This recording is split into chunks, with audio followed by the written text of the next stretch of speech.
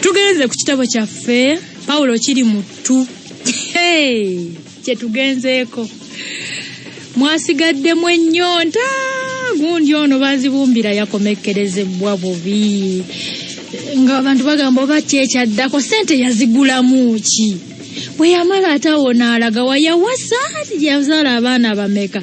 Kati ngenda kumalirayo emboozi y'abazibumbira mu kitabo kya Paulo kiri mu ttu. Kubanga ye namba 2 ya kino. Namba 2 y'abazibumbira. Paulo kiri mu ttu era omuwandiisi y'omu. Kuba nalabye okuleka mu bbanga nga tekijja kukola. Kalinda Kuranima ye muwandiisi. Ebyafaayo bye nabikuwa ngenda kutandikirawo butereevu. Essula esooka egamba nti Sekamuli kansaze nga yakasasambudde.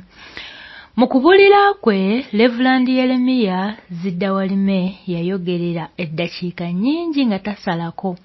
Yali akyeyongera okwogera mu ngeri eyo amalusu ne gamutuga n'akolola. Olwo n'addayo akatambaala ke ak'ekikuusikuusi n'asangula ku mimwa gye egyali egy'akababi. Egy'akababi. Emimwa egy'akababi gye mimwa emimyufumyufu. Akyala ennaku zino beesiiga lipusitiika naye mimwa egy'akababi gibanga omuntu eyajja omuliro. Giba mimyukirivu. Naye olumu abanyu ba walagi oyo walagi naye amanyi okubookya obumwamwamu obwo ne bumyuka obwo ne bujja akababi. Walagi naye abireeta naye nga abamu buba bulwadde oba. Anzijukiza omusajja omwami omu yali abuulira ku lumbe. Bwe baamala ne bamuwa akuugi. Yali mubuulizi nga mukulu mu ddiini. Kati bwe bamuwa akuugi mu lumbe baali bakatadde awo nga kaliko empolwe olububi luno olwa waggulu olunene. Kumbe wansi koba kyokufa yalowooza kawoze. Kati bwe yawuuta bw'ati yawuuta lumu ne kasoka kamwisiyiiko manyi kye yakola. Yaddira kooti ye munda nga kawanda munda nga ddawo nga yeesaanya. Naye noono tugende maaso agamba nti ng'amaze okumira amalusu omusimba yasiriikiriramu okumala akaseera n'alyoka akangalalako mpozi abantu beeyongera okumulaba. Awo n'alyoka yeeyongera mu maaso n'okubuulira. Abooluganda mu Kristo, Sitaani yalwanye olutalo n'omuvubuka ono. Era kubanga omuvubuka ono teyaddukidde eri Yesu, Sitaani yamuwangudde. Ffenna tumanyi bulungi nti kitaawe wa Pawulo ono bazibumbira omusajja eyafanga mu Kristaayo mulungi. Yatuukiriza obuvunaanyizibwa bwe ng'omuzadde. Omwana ono afudde yazaalibwa mu mateeka ga kkanisa. Yabatizibwa era nassibwako emikono. Bazibumbira yeeresa buli kalungi konna n'aweerera omwana ono Pawulo. Omwana ono Katonda yamuwa omukisa n'asoma bulungi emisomo gye gyonna wuuyo mitala w'amayanja. Ng'amaze okusoma Pawulo ono yafuna omulimu ogw'obuvunaanyizibwa anti nga yayingiza banne bonna mu mirimu. Era bazibumbira okugenda okwebaka emagombe. Omusumba yali akyayongera okuliisa endiga ze. Ebbali awo ne wafubutukayo akasajja akaali keetembye obukete ate nga kakongoze n'omumbejja Namaalwa ne kamwamira kyokka ng'olulimi kalinnyamu lulinnye nti braza nze mbuuza wazze kuziika nani si wazze kuziikula baafa ddamu braza ndaba kuno okufa kw'ono omwana omulenzi kabadde Sekamuli kansaze si kyekyo baaba braza nze ngamba. Akasajja kaali kakyataavujjana n'ebigambo ate ne bufubutukayo eŋŋwaŋŋuli y'omusajja n'akasindika eri n'akatujja ennume y'ekigwo beddu. Wabula olw'okuba kaali kakooye dda olwagwa eri kafuluuta bufuluusi. Bwe yalaba nga amusibyeko akanyaaga awummudde, Reverend Yeremiya yasiimuula ku bugalubindi bwe n'alyoka ayongera okuliisa endiga ze. Wabula kyokka ekyennaku bannange laba Sitaani bw'alwanaganye n'omwana ono, omwana omuyigirize, omwana alina omulimu amatendo. Bannange kambategeeze, nze kennyini nayimuka ne ngenda mu maka g'omugenzi Pawulo ono ng'akyali mulamu, ne mubuulira ku bigambo by'obulokozi, namutegeeza nti ebintu by'omu nsi muno byonna butaliimu, obuyigirize, obulungi bw'omubiri, obugagga, ekitiibwa, byonna omubuulizi yabiraba nga butaliimu, okuggyako nga tukulembeza Yesu. Mukwano gwange oyo agalamidde wali, nakanda kumugamba ebyo byonna, nali ng'afuuyira endiga omulere, era bw'ati afudde ng'omuddu wa Sitaani. Era ffenna kati tutya okumutuukirira. Singa weebuuza nti Pawulo oyo omulungi bw'atyo, lwaki yeetuze? Ekyokuddamu kiri kimu, maanyi ga Sitaani, maanyi ga mulabe. Era bw'etyo ekkanisa egaanye okusabira omujeemu ono. Omufu bamusabira, nedda nammwe ate mutuleke. Omufu tebamusabira, ne bw'ona omusabira ogenda mwongerako kaki. Ekkanisa ne bwegaana okumusabira, oba omusabira oba tosaba, byonna by'osaba bikomaawo. Sabira bano abalamu abakyategeera fayiro ye tolina kyoyinza kugyongerako wadde akatono bwe kati yadde okugitoolako. Era oba ekkanisa yagaana omusabira oba teyagaana, ebyo mwali mumala budde. Bw'ekkanisa egaanye omusabira ne bwegaana ekkaanaye obulamu obukola okyali mulamu. Omuntu ne bwagera ku makya n'akusabira ne yaziribangira ku malaalo go, munnange simanya Mukama akuwa ekiwummula eky'emirembe, simanya akutukuze, tali kyayinza kwongerako. Byonna obikola oli mulamu. Bw'ofa tewabaawo akyasobola kukwata ku fayiro yo wadde n'omu. Ekyo makanisa mwerimba, abasabira abafu mwerimba. Kakati omubuulizi ne yeeyongera maaso n'agamba nti kubanga Mukama waffe agamba nti aneegaanira mu maaso g'abantu nange ndi mwegaanira mu maaso ga Kitange. Kyokka abooluganda, ekkanisa ekkiriza okujja wano okusabira mmwe abali wano, mujye mulukukire Sitaani, mukyukire Omukama wonno. Abo baali bawulira, naye omufu talina kyamanyi ne bwokera ku makya n'omusabira. Musabira biki? Awo bano bagyemulukukire, bano abaali bazze okukungubaga bo babuulire, naye mbw'osabira omufu. Mwekolobojjanga abakola kyoba. Kakati n'agamba nti era bannange nze neebaza Omukama, nange nali mwonoonyi, nali mwenzi, nali mubbi, nali nnyambala ensiriba, mbuzimpa eby'obugagga, nali wa busungu, nali mulyazaamaanyi, nalina nga ebibi yalina bingi. Gwe mubbi, gwe obusungu, gwe nalina amayembe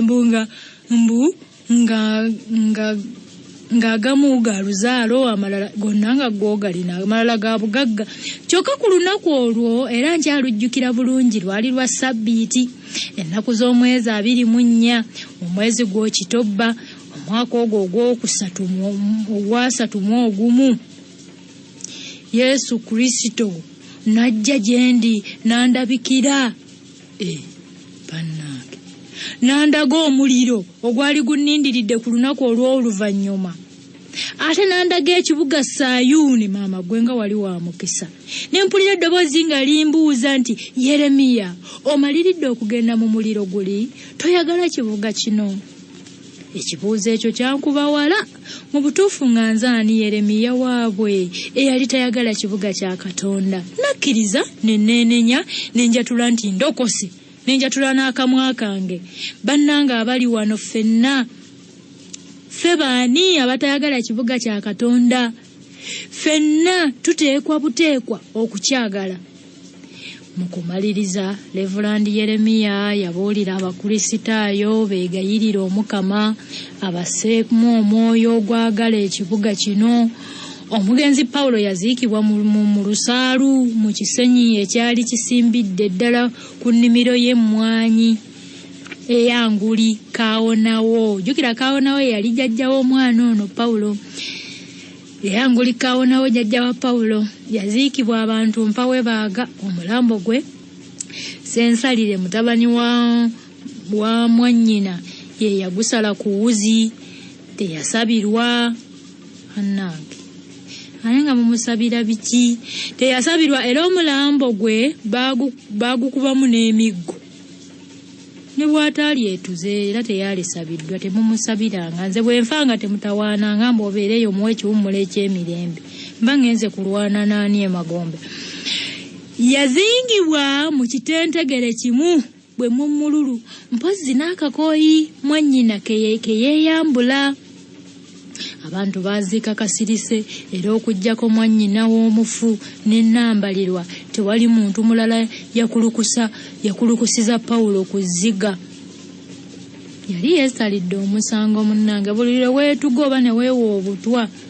ng'oba wejje ku mugendo omusango oba ogwesalidde ne gukusinga kibuga kya Katonda oba tojja kulinnyayo era nga Reverand bw'agambye oba tojja kulinnyayo ebibyo biba bikomyawo newankubadde Kristo alizuukiza abafu gwe munnanga obibyo oba wetta wekka kati kanambalirwa kaali kakwano ka Pawulo kadda era yali yakafunyiswa n'olubuto nga kakyali mu ssomero olwo nga ye yakomawo okuva emitala w'amayanja kazaala omwana mulenzi kyokka bambi omwana yafanga wa myezi 3 kyokka kitaawe waako Perezi yagaanira ddala okuddayo okukaweerera omanyi omusajja oyo Perezi yali musajja wa Mbazuulu kaali kawala ka katakketakke ka kitema nga kalina ekyenyi kya lubiri n'enviiri za masadde enviiri zaako zaali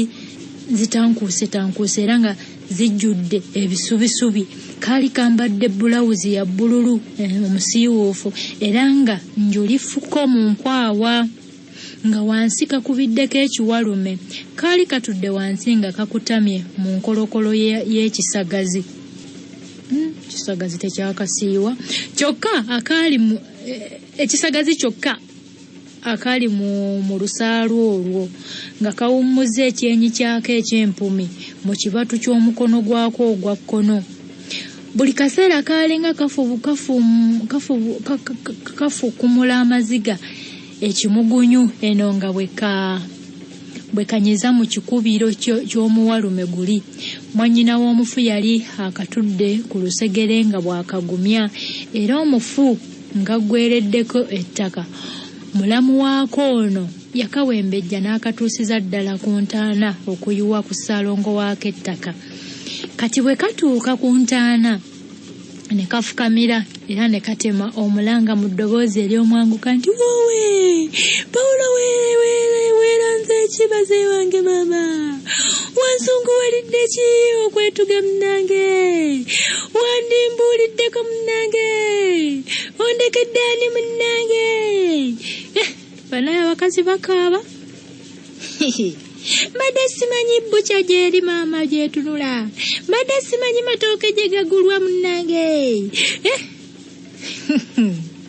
bakazi bakaaba bwe kaayiwa ettaka ku ntaana ne katalantuka ne kagwa nalyo kagwa mu ntaana ne kagwa nalyo mu malaalo ku nnyini ne kagwa kuli ne kazirika nga yakaluma nnyo bawaako awo baasitulawo kasitule abantu nga baakava emagombe kibuyaga eyali talabwangako ku kyalo ekyo yatandika okukunta amatabi ne gawogoka ebitooke ne bigwa emiti ne gisiguka obusolya n'amayumba ne bitikkuka abagerenjuzi baagamba nti mu kibuyaga oyo mbungulikaawo nawo mwe yadduukirira muzzukulu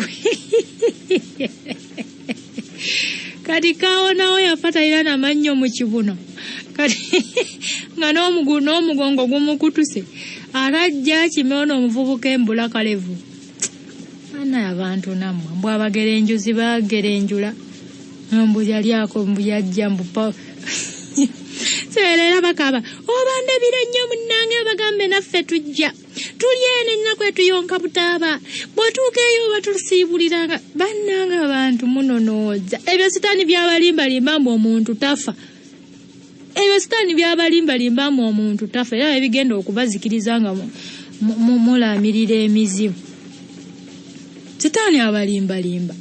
Mbukaawo nawe yali addukidde muzzukulu we Pawulo okumulaga ekkubo ly'emago. Naye bannange wulira endowooza emboofu eno. Amangu ago ebire byatandika okwekuluumulula, eggulu ne libwatuka, ensi yaddugala bezigizigi, obudde bwonna ne bufaananira ddala akawungeezi Pawulo ke yatonnyerako ku nsi. Bannange, kati omugenzi Pawulo ono tonsaakuula, muzzukulu wa Kirimuttu, yali mutabani w'Abazibumbira Sekasula. Bazibumbira no yalina erinnya eddala nga ye Sekasula. Yali muzzukulu wa Kaawonawo Mbuzi Mulanga ewa Binoga, muzzukulu wa Kinyamye Ebuyikwe, muzzukulu wa Semakuubire Ekiyaga, muzzukulu wa Kalata Emabanga, muzzukulu wa Muyige ewa Ntaayi. Banenda babuuza omuziro guno mayanga ekika kino kika kino ekivaamu abantu bano. Kika kikyambwa kyaki kina n'omubala gwakyo naguba waluli mu katabo k'Abazibumbira. Kitaawe wa Pawulo nguli Bazibumbira mujjukire yamala naye n'afa. Yali musajja mukakaalukanyi era mbaggu yennyini. Kitaawe Kaawonawo yamukuliza mu nnaku era teyasoma nnyo, kyokka omukisa ogugwe gwali muyonke, anti yagenda n'afuna akalulu, ensimbi ezo n'azigulamu ente, wamma gwe n'agaggawala nnyo n'adda ne mukati ne yeewogoma. Bwe yaweza emyaka 27 n'afuna omufumbi w'ettooke. Kaakati we twakoma Bazibumbira twakoma awangudde akalulu. Bino bye byaddirira bye njagala omanye. Bwe yamala okuweza emyaka 27 n'afuna omufumbi w'ettooke era nannyini ggulu n'amuwaayo ne bummazeewo nga buubwo. Pawulo ye yali omuggalanda. Pawulo yazaalibwa ku lunaku olw'13 mu mwezi gwa Gatonnya mu mwaka enjala gw'omuwadde akatebe mwe yagwira. Olunaku olwo lwakyanga ng'ennaku endala zonna, kyokka awo nga mu kalasamayanzi akasana kaatandika okubaaluuka okusinga ennaku endala zonna, okugenda okutuuka mu ggwango nga kazuukusa kaweekweggango. Olwo abantu n'amayumba baali bagadduseemu olw'ebbugumu n'enkoko zaali zeggamye omusana mu bisiikirize by'emituba ne mu mitula. Ng'abantu bakyatenda ebbugumu, akasana kakubamu era okuva olwo kayaka kakubakubamu okutuusa ogule ogunene lwe gwabuutikirira ddala enjuba. Embuyaga n'ekunta, okumyansa ne kutimba eggulu era eggulu ne libwatuka nnyo. Enkuba n'evaamu obuto n'etonnyera ddala ekire sinziggu, yadde ng'esammuseemu obudde bwasigala nga bwakinnyika ggobe era ne bweyongera okuzinzibalira ddala. Mu kiseera kino kyonna mukyala Bazibumbira yali agalamidde awo ku kaliba ng'awejjawejja ng'akaweewo. Yali alinga atuusizza ebiseera bye eby'okuzaala. Mwami Bazibumbira yasooka kumusirira ku mmumbwa yaabwe mulerwa gye bajja ew'omusawo waabwe Omuganda Jjajja Nakizibizi. Emmumbwa eno yali ya mugaso nnyo ng'evumula enjoka ez'eddumi eivumula enjoka ezeddumi n'ezakawammansi n'ensaanuusi era n'enjoka ensajja. Yali ezza emmeeme egudde emmumbwa emu ng'evumula eddalu n'akazoole ate ng'evumula n'ebbanyi, ng'evumula n'ebigwo ate ng'etereeza amaka. Bannange, emmumbwa emu kyokka mukyala w'olubuto gye yali anywa oba okumenya n'okukola emmumbwa egi. Kati ate omusajja bw'aginywa tamente. Bannange, abantu namwe mututabula. Kati doozi emmumbwa emu n'ogireeta eti. Nze emmumbwa zantama nze sizinywa. Saagala mmumbwa emu ng'ejjanjaba ebintu 150. Yali eyamba olukyakoya bannange. ng'entamye emmumbwa. Yali eyamba okumenya amagumba ng'eyamba n'omukazi alemereddwa okuzaala. Ate ng'etereeza embuto ezaagala okuvaamu. Mu butuufu emmumbwa eno yali evumulira ddala endwadde ennungi 25 kati nze era nga nnyo ebyo. Ewonya ow'eddalu, ate yenyiga abazadde, ate yejjamu embuto. Abakola emmumbwa muyige nammwe obutatabiikiriza. Bwe kubanga kuwonya ddalu lya mutwe gibumbe nga lyewonya, naye n'otabiikiriza ndwadde 25 mu mmumbwa emu.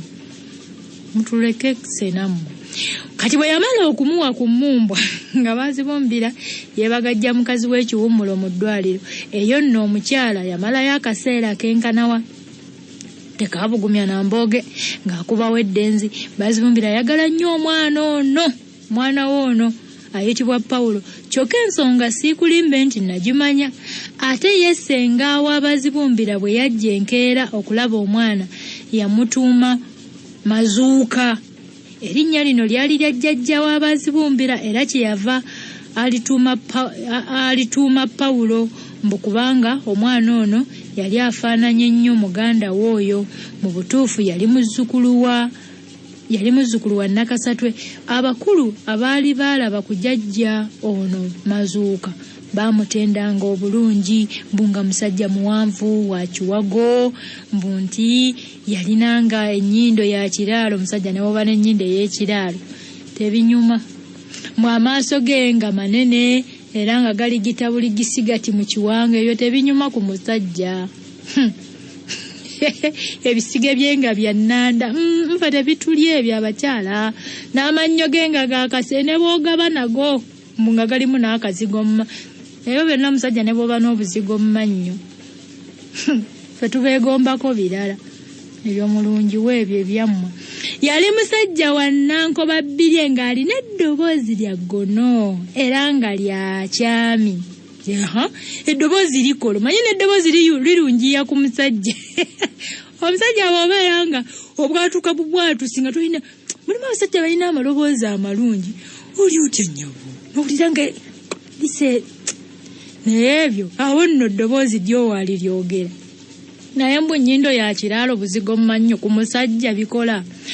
Bunga eddoboozi lya kyami, kuba omusajja ne bwoba ne ssente ng'akaloboozi oyogera nga mukyala tebikola. Musajja nga kyetaaga nga eddoboozi lya kyami liraga ekitiibwa.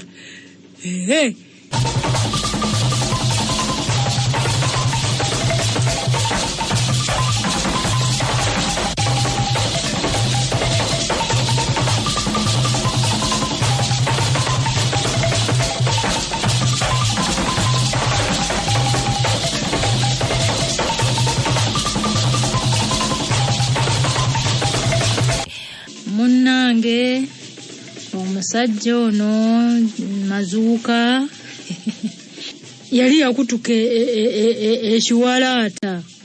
Ekiwalaata ne bw'okikutuka oba musajja. Tumidde nnyo abasajja abaakutuka ebiwalaata. Tumidde nnyo.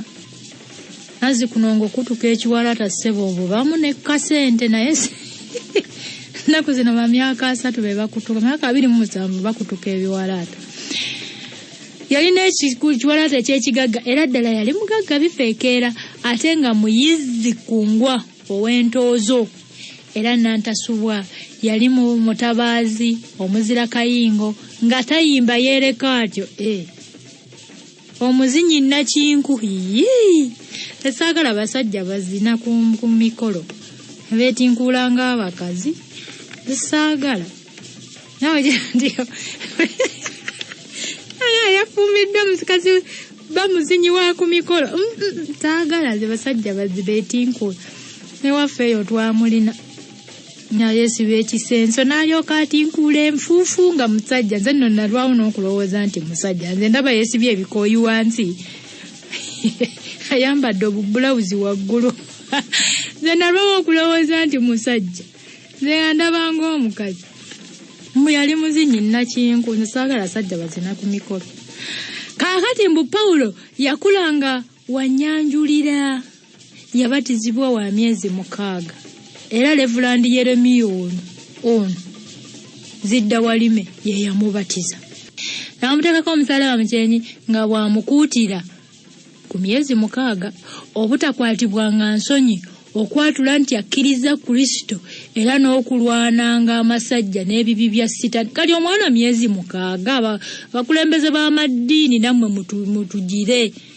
Ebyandikibwa bisoma biti omwana myezi 6 omugamba otyo okwatula Sitaani n'ebikolwa bye mbw'omubatiza. Basajja mmwe muwubizza abantu, nze mbaatulira. Mwana myezi 6 tebamubatiza. Kati ono omugamba ayatule Sitaani n'ebikolwa bye, abyatula atya omwana ow'emyezi 6? Era kiki kyamanyi? Bana mubalinde nga bakule beeyatulire, baatule Sitaani n'ebikolwa bye, bamwegaane nga bategeera. Mbu waliwo ababa babajulira, alina ebibye bimuli ku mutwe ng'ajulira wuwo. Mutuleke bannange, muleke kwetikka bibi by'abaana bano, mubaleke bakule. Mubasabire busabizi mukisa bakule, mubakulembeze nga mubayigiriza batuuke okweyatulira, beeyatulire bo bennyini. Bw'ate kino wano ku myezi 6 obutakwatibwanga nsonyi bunaamukuutira, nga bwamukuutira obutakwatibwanga nsonyi okwatula nti akkiriza Kristo era n'okulwananga amasajja n'ebibi bya Sitaani. Kati mwana myezi 6 ddala. Awo kambaleke bannanga olwamu bankyawa mbu simanya mbiveeko ebyo. Awo we yamwagaliriza okubeera omuddu wa Kristo ennaku zonna ez'obulamu bwe. Amiina. Olunaku lw'Essabbiiti olwaddirira, Ssabbiiti Pawulo kwe yabatirizibwa, nalwo lwali lukulu nnyo mu bulamu bwa Pawulo, kubanga kitaawe ne nnyina baamutwala eyo mu kikuba mpanga okumwalula bannange. Era eyo yayongererwako n'erinnya lya Tonsaakuula.